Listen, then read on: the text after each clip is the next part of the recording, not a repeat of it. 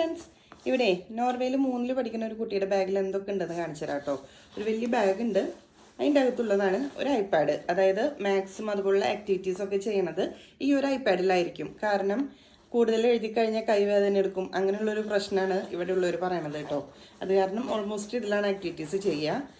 പിന്നെ ഉള്ളതൊരു പെൻസിൽ പൗച്ചാണ് കേട്ടോ. ഈ പെൻസിൽ പൗച്ച് എന്ന് പറഞ്ഞു കഴിഞ്ഞാൽ ഇത്രയും വലുത് വരാൻ കാരണം ഓൾമോസ്റ്റ് എല്ലാ കളേഴ്സും കളർ പെൻസിലും നമ്മൾ കൊണ്ടുപോകണം ഡെയിലി. അതുകൊണ്ട് മാത്രമാണ് ഇത്ര വലിയൊരു പൗച്ച് വരുന്നത് കേട്ടോ. പിന്നെ ഒരു ഫുഡ് ബോക്സ് ഉണ്ടായിരിക്കും. ഫുഡ് ബോക്സ് എന്ന് പറഞ്ഞാൽ നമുക്ക് ഇഷ്ടമുള്ള ഫുഡ് കൊടുക്കാം. ആ ഫുഡിൻ്റെ കൂടെ കഴിക്കാനുള്ള കെച്ചപ്പോ മയണൈസ് അങ്ങനെ എന്തെങ്കിലും ഒരു ചെറിയ ബോക്സിൽ.